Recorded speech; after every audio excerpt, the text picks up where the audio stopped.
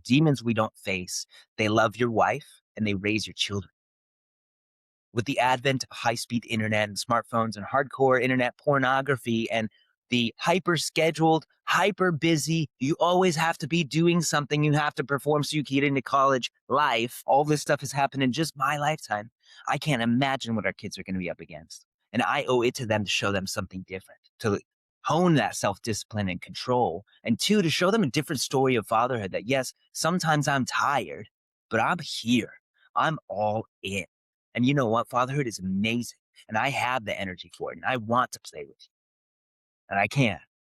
I can get down on the floor with you after putting my phone down and be all in. This isn't about being tired. It's not about just being distracted. This is about dopamine, guys.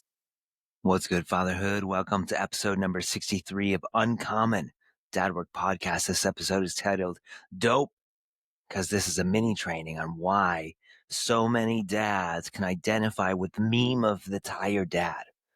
Why we identify with the age-old story of you're going to be tired all the time now when you become a dad. And it's not about missing out on hours of sleep, but I won't bore you with that right now. Here this mini training comes. And if you want to dive deeper into the practices that I talk about here, go into the episode description, follow the link to the mini training. Everything that I talk about is in there for you, because this isn't just a podcast. This is training for you. So without further ado, enjoy this podcast and make sure you leave a comment on whether you like this kind of thing or not.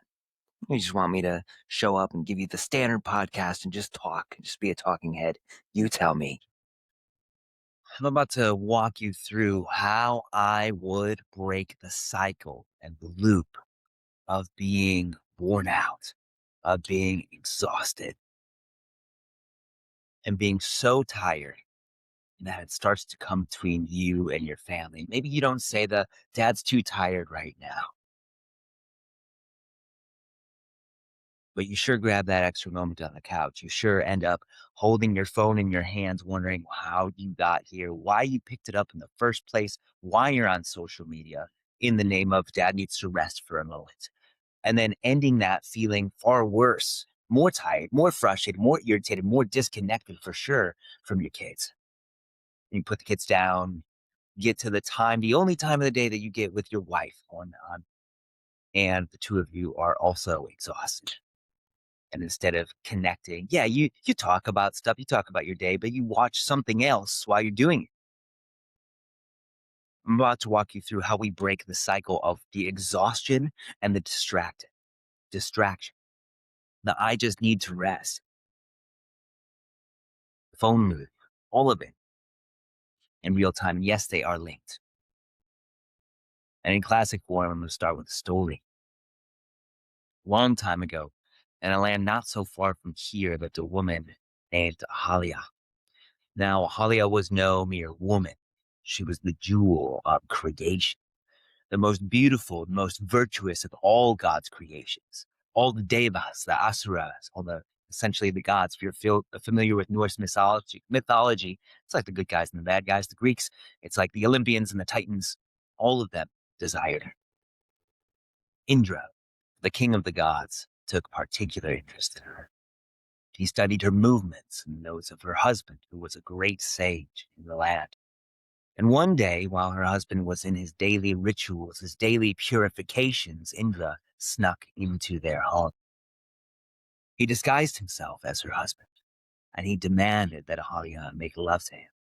Ahalia, the most beautiful in all of creation and the most virtuous, was not deceived, but she was flattered. The king of the gods wanted her. And against her better judgment, she gave in, and they made love. Afterwards, the remorse set in, and she commanded Indra to leave. It was that moment that the sage returned home and cursed them. May your body, the strength of which is the cause of your impudence, be covered by that which you seek. And furthermore, may you lose what is needed to unite. Thus was Indra, the king of the gods, cursed to Sahasrara Yoni. It's hard to say that. Covered and 1,000 vulvas for the rest of time without the ability to unite with them. Imagine walking around like that. Or though allowing himself and deceiving his way into indulging his impulses. Through allowing himself and deceiving his way into indulging his impulses, he loses the ability to derive any fulfillment from them whatsoever. Through having exactly what he desired, exactly what he lusted for, loses everything. He's given that thing that that he desired, but no more ability to unite with it, no more ability to enjoy it, and to wear this outwardly for every person to see. This isn't a story about Indra, though. You know this already if you've been listening to me. It's a story about you, and it's a story about me. It's a story about your children if you don't show them the way. And outwardly, it's a story about sex, but it isn't even a story about that. It's not even about pornography. It's about our inability to manage our own impulses, becoming a slave to them, and then being cut off from the ability to even feel anything from immersing ourselves. Where does this happen in your life? Where you carried away by the impulse of lusting after something. And this isn't just porn. You can lust. It's an uncontrollable desire, a need to fulfill it. After food, after caffeine, after money, after buying things, after more work, after hardcore workouts, after adrenaline-based high-intensity activities, skateboarding, BMXing, uh, motocross, combat sports, riding a motorcycle way too fast, video games, where are you carried away by the desire? Where do you lose control and immerse yourself in it, and then you're left feeling unfulfilled? All of those things sound like, oh, there's no way that happens to me. I got kids. But it's that moment when you realize I've been scrolling for 45 minutes. I told my son I was too tired. I needed to rest. And nothing feels good on here anymore. How did I get here? When you feel more tired, more irritated, more frustrated, more distracted, more disconnected, more distant from our wife, from our kids than ever before. The more we immerse ourselves in cheap pleasures, the less real pleasure we experience, the less we're fulfilled by the good things in life. Our wife, our kids, everything that we actually do have in this moment, right here, right now. It steals our fire, leaving us less driven to do the work necessary to show up as the man, the husband, and the leader that they need and deserve, and people that you serve outside your family need from you too. And more driven to seek the cheap hits of real good pleasure. Call this the Indra trap. If we don't get a hold of it, well, it will come between you and your wife. It will come between you and your kids. And your kids will have to get a hold of it because the dragons we don't face, they come to our village, they set it on fire. The demons we don't face, they love your wife and they raise your children. With the advent of high-speed internet and smartphones and hardcore internet pornography and the hyper-scheduled, hyper-busy, you always have to be doing something, you have to perform so you can get into college life. All this stuff has happened in just my lifetime. I can't imagine what our kids are going to be up against. And I owe it to them to show them something different, to hone that self-discipline and control. And two, to show them a different story of fatherhood that, yes, sometimes I'm tired, but I'm here. I'm all in. And you know what? Fatherhood is amazing. And I have the energy for it. And I want to play with you. And I can. And I can get down on the floor with you after putting my phone down and be all in, not be anywhere else. This isn't about being tired. It's not about just being distracted. This is about dopamine, guys. The tired dad syndrome, zombie dad, all of it. Unknowingly, we're dope fiends. It's a big reason for what we might call ADHD and a lot of people as well. You can look at the book, The Boy Crisis, Warren Farrell. Half of that book is about this. Dopamine doesn't work the way that most of us think it does. We don't get hit of it just because it's pleasure. Dopamine makes us want. It fuels pursuit. Dopamine actually sharpens our focus. It makes us want to go get it. And when it's working, we feel motivated and clear and full of energy, drive. But when it's off, we feel flat. We feel unmotivated. We get easily distracted. We're fucking tired.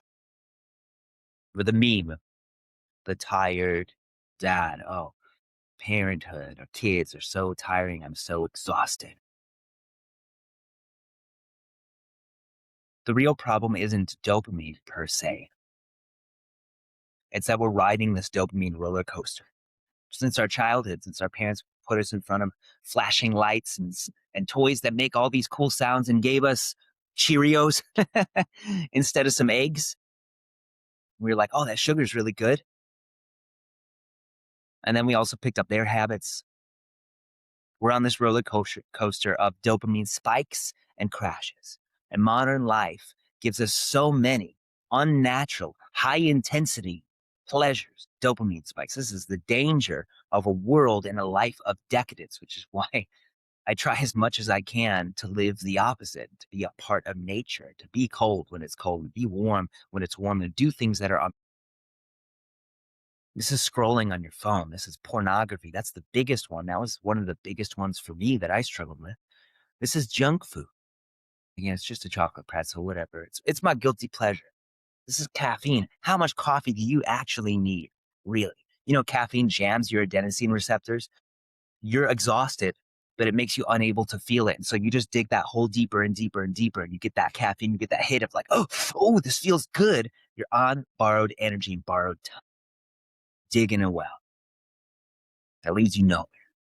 Endless novelty. You can look at more destinations in 1 minute on here than your ancestors could see in an entire lifetime. Not just destinations and locations, but things, sexual partners. Notifications always bing, bing, bing, calling your your focus and your attention. And it feels good when you get one. Like, oh, it's for me. Spending money. You can buy something on Amazon and have Christmas every single day. And you can look at that cart and be like, yeah, I really wanted that thing. I'm buying this thing for my wife. So I'm going to throw mine in too. All of these things spike dopamine way above baseline, unnaturally, because we're built for dopamine spikes from living out in the wild, not from all of this technology, not from all of this decadence, not from all of these counterfeit comforts. And your brain is like, wow, that dopamine's really loud. It's screaming. And so your brain turns the volume down. It can't handle that level of intensity of dopamine secretion and the frequency of it. So it turns the volume down. What is that? It down regulates the number of receptors that pick up on dopamine. So you're less sensitive to it. You felt this. It's kind of like when you first start drinking and you're like, oh, I'm so drunk, one drink. And then you start drinking a lot. You're in college. You can put down 8, 10 beers, feel nothing because your sensitivity goes down. It's the same thing with dopamine. And because of that, you're less sensitive to the pressure. So you know this is with pornography, you escalate, you have 20 windows open, more crazy pornography, rape porn, whatever it is. You need more novel stimulus to get there. And your baseline natural resting dopamine level comes lower. And because of that, life feels more dull, gray. It's the impotent lover, the grayed out lover from overuse. He's worn out. Work feels harder. And normal life things like playing with your kids, ravaging your wife, or just sitting next to her and loving her, not sexual, feels less engaging. You need more stimulation, you need more escalation just to feel normal. And you are exhausted. You ever had too much coffee and you feel more exhausted? That's what this is, but it's not just coffee that's doing it to you. But it's not that your energy is low. It feels like low energy because you have less dopamine. So there's less motivation. There's a lower baseline foundation of a resting dopamine level. So you have less initiative, less excitement to go do things. And you procrastinate. Everything feels more effortful. That's why you procrastinate. It feels hard. And that feels like fatigue, but it's actually low drive. Two, your nervous system is fried because of these high dopamine spikes. And think of sneaking porn. I started in 5th grade. It's exciting, right? That's stress. That's stress. That's dopamine spike. That's an adrenaline, noradrenaline spike, or epinephrine, norepinephrine, what you want to call it. That's cortisol. All of that stuff. Sympathetic nervous system, fight or flight activation. That is depleting. Your heart rate goes up. Your blood pressure goes up. Your blood pumps harder. And because it's smashing against the walls of the river, it's widening the river, but your arteries and blood vessels aren't going to get wider. They're going to get thicker and harder to handle that intense pressure. Hmm. And so you're living in fight or flight mode all the time, feeling wired, alert, on. This is the tired and wired that you come home with. I talked to Mike Salemi a couple of weeks ago. There's 3 different states we can come. We can feel tired and wired. We can be frantic, but not like maybe not negative frantic, but it's like, I can't stop. I have all these things in my mind. I'm ready to get everything. Or we can be exhausted. All signs that you're here. And then you crash. The brain fog, the irritability, the low energy, the dad I just need a moment to rest, buddy. I'm so tired. Give me a minute to rest. And then instead of resting and rejuvenating, because there's a difference between resting passively and just sitting back, and then at the end of that, not feeling any better, and rejuvenation that actually refills you physically, mentally, emotionally, and spiritually. Why you stare at your phone, come out the other side feeling guilty for wasting your time, for saying no to your kids, no to your wife, feeling more tired, more irritated, more disconnected. And dopamine changes how your brain perceives effort.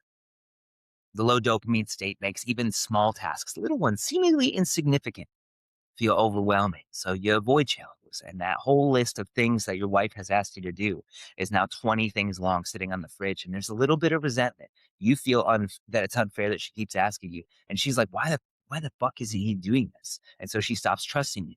And you guys start to have little tit for tat fights. And then you default to easy things, easy hits like scrolling, video games, porn, a snack, more coffee. I just like this breakfast, whatever it is. Your capacity for effort, for doing what's hard shrinks. And that feels like exhaustion. You're the tired dad. We adopt the identity. We let it define us. This is just how parenthood is. And then your testosterone takes a hit because healthy dopamine function supports healthy testosterone, drive, confidence, compete. That feeds testosterone expression. You get slap your balls too. I had my blood test done at the beginning of 2025. My doctor was like, "Are you sure you're not on hormone replacement?" I've never seen a testosterone level in the 1000s of a man who wasn't. That's 39 years old. I was like, "No, I eat right. I get sun. Sometimes I put sun on my balls. I slap my balls. I meditate. I do breath work. I do everything I teach my guys, and I master my counterfeit comforts, my dopamine addiction." When dopamine's dysregulated, we have less pursuit. There's less intensity in real life. We have less edge. And the behaviors that we do when we're dope fiending, that porn, that scrolling, that junk food, that staying up late, that blasting ourselves with caffeine, working way too hard, all of it, and also turning away from connection and co-regulation with the people around us, all of those things lower testosterone directly. Testosterone is a vitality hormone. You want to feel alive, get your testosterone right, and try and do it naturally first. Like really try and do it naturally. Actually try. You're not tired because you're a dad. And yeah, I'll tell you, life is fucking hard to provide in this world, and then to keep your marriage together, and then show up as the lovely, playful, connected, empathetic, patient, present father that they need you to be. You're tired because your brain has been trained to chase the spikes, to reject effort, to live below baseline, below optimal, below ease, and in a state of dis-ease. And that's no wonder why we end up with actual diseases physically, mentally, emotionally, spiritually. So here's your training, guys. What do we need to do to get energy back? Really? It's not standing in your kitchen pouring another coffee, and I know it's fashionable. And John, I love you. Tired dad, I love you. Your work is so important. What do we actually need to do to get our focus, our presence, our play, our energy back? One, write this down. Remove your dope fixes and your counterfeit comforts. Do an inventory. What are all the things that I use to escape stress, to feel good? Oh, it's my guilty pleasure, all those things. What are the things that I'm not in control of that I find myself mindlessly doing? Scrolling, social media, TikTok, Snapchat, porn, big one. Incessant novelty. I'm going to go on Google and look at all the comic book articles. I'm going to go watch Marvel superheroes on TV. Caffeine, alcohol, drugs, snacks, adrenaline junk. Do you need to go ride a motorcycle as fast as you can to feel alive? Yeah, we want to work on that. I'm not telling you don't go ride your motorcycle. I love that. But we need to get a hold on the hormonal addiction, the chemical addiction. What is it? List out your dopamine fixes right now. Start with one. Start with one. It's the first one we're going to do. What's the first one we're going to rewire? Write that down, circle it, email it to me, DM it to me, tell your wife, tell your brothers, not your physical familial brothers, but the guys who will hold you in integrity. Don't have those. Come to me. I'm opening the Grit Collective, the Grit Collective in April. Come into brotherhood. You're not built to go this low. Two, rebuild baseline dopamine. Rebuild that foundation of that neurotransmitter. How do you do this? Get sunlight on your skin at least 10 minutes a day.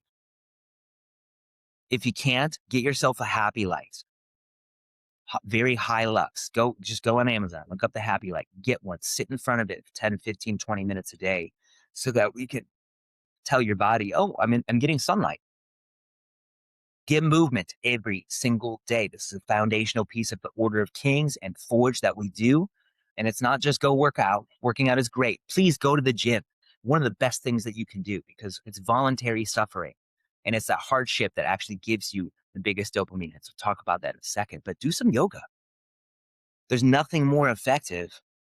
Well, there's one thing more effective from a physical practice standpoint for mitigating the effects of stress, helping you work through and release trauma, and resetting your nervous system to coherence and centeredness instead of sympathetic fight or flight dominance, then yoga. You can do yin style, long stretches. Just go to my YouTube. I got all this stuff. We do it every day inside of the Order of Kings. We do it every day inside of Forge. Or Hatha, this is the hard shit. I'm not telling you to go to some ladies' pop fitness yoga class. I'm telling you, do Hatha yoga. What does Hatha mean? It means forceful. That's not something I think about with yoga. It's hardcore. It's just hard. It's what we do inside of the Kings. Qigong, most effective physical modality. Do this stuff. Do breath work. That literally shifts your state, not just box breath for a couple of minutes, but something for 5, 10 minutes. Sit in stillness. Learn to meditate. Pray. All of the things that we live inside of the work, inside of the Order of Kings. 3, the more effort is involved, the more reward. Get in a cold plunge. Take a cold shower. 2 minutes. 2 minutes is enough. I think it's 5. Is it 5 or 10 minutes? I don't remember. And the temperature is around 45 degrees of spending time in a cold plunge. 250% boost in dopamine secretion. And it doesn't block your dopamine receptors like we talked about. Difficult workouts, hardcore yoga, stretching. That's really hard. Most guys don't want that because it sucks. Meditation. Facing the hard things in your life. What's your biggest stressor right now? What's the thing you've been avoiding? Go face it. Overcome it. Play with your kids. Laugh. Smile. Hug them for 10 seconds every day. Look your wife in the eyes for 3 minutes a day. These are all natural things that 300 years ago would have just done every single day. This is how we get your energy back. And yeah, you got to eat right. You got to sleep. And I'm not talking about how much you sleep. It's about the efficiency of it, which means 10 hours before you go to bed, you should take your caffeine. 3 hours before you go to bed, you should stop eating. 2 hours before you go to bed, turn your lights down, turn candles on. 1 hour before you go to bed, zero devices and stimulation. Read a book. Talk to your wife, look her in the eyes, rub her feet, make love to her. I don't care.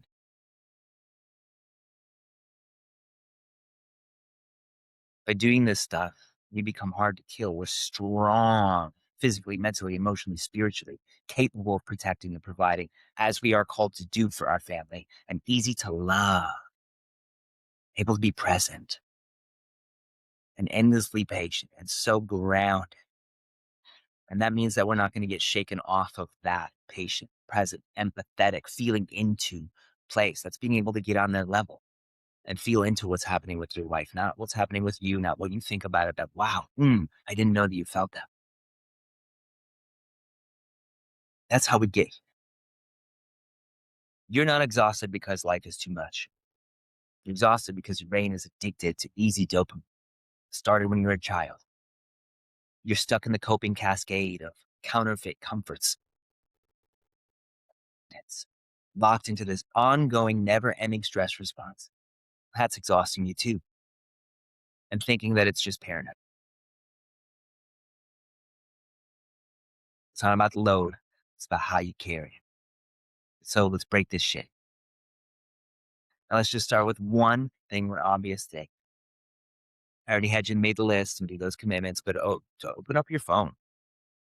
I know on the iPhones you can go into your settings. We'll do this now while we're sitting here. Just don't look for anything. Just search screen time. There's a little function. It tells you exactly what's happening here. It'll tell you how much time you spend on your phone every day. How many hours are you on it? And if you click that,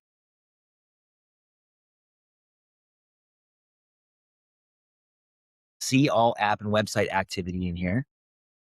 It tells you what apps you're using. Well, what did I do today? 20 minutes already today in Oak. That's meditation.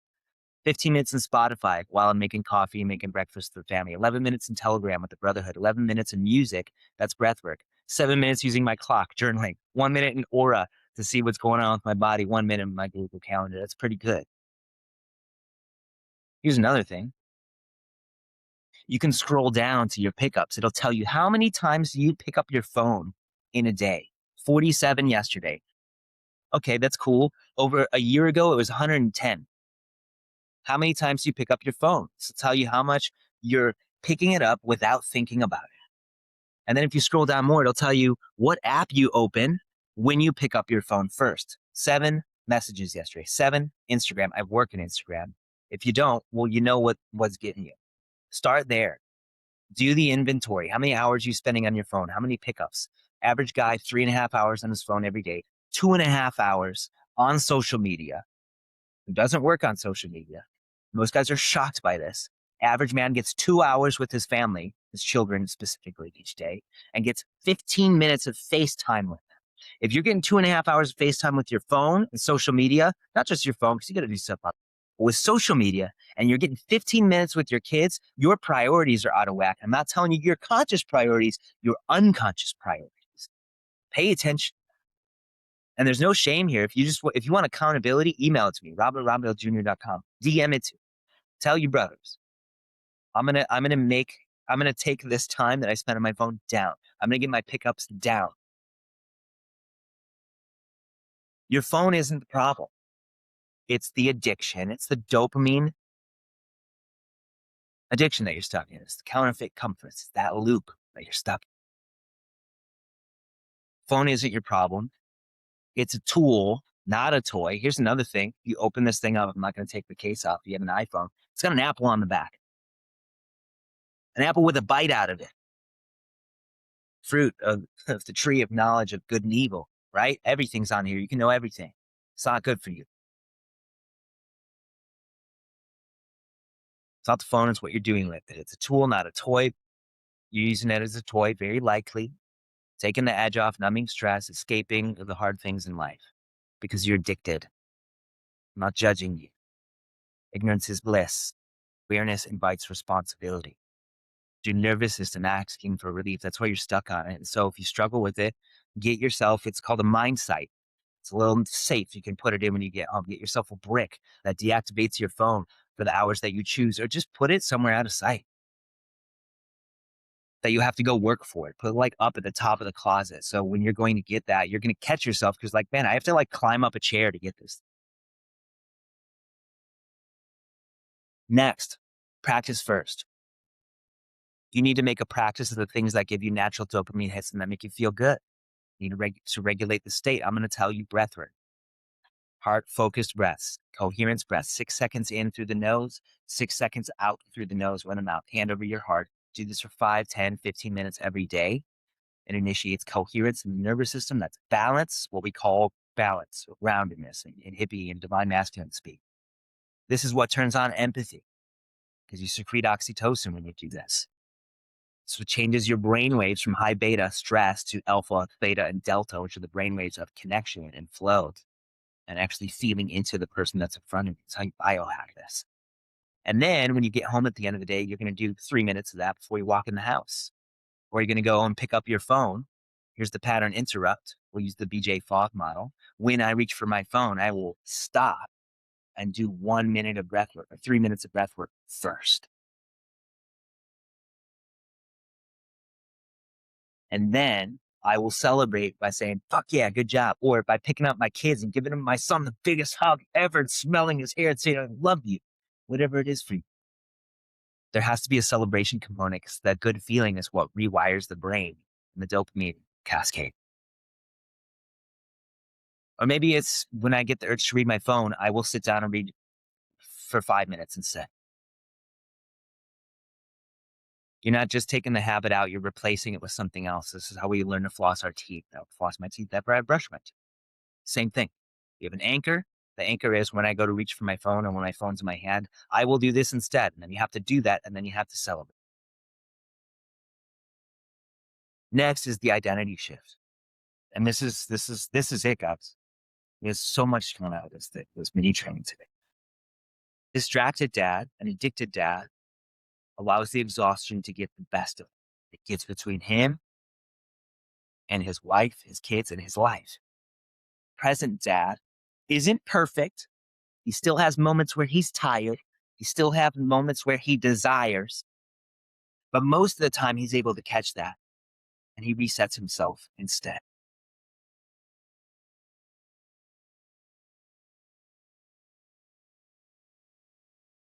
It's how you get your time back. It's how you get your energy back so that you can give it to people that matter the most to you. Give you a lot today. One final thing, you do a simple Tabata, 8 rounds, 20 seconds of work, do push-ups, squats, burpees, 10 seconds of rest. That'll give you a hell of a dopamine hit. And it'll give you energy like you took a little nap. Meditation, minute for minute, just as restful, if not more restful as deep sleep. Do 20 minutes. It's no different than taking a nap, but you're conscious. That's it, guys. Email me, rob@robbillejr.com. Send me an Instagram DM. Tell me what you've taken out of this, what you're going to do with it. I'll hold you accountable. That's what I'm here for. And if you need support, look for the Grit Collective. It's coming out in April. Don't do this thing alone.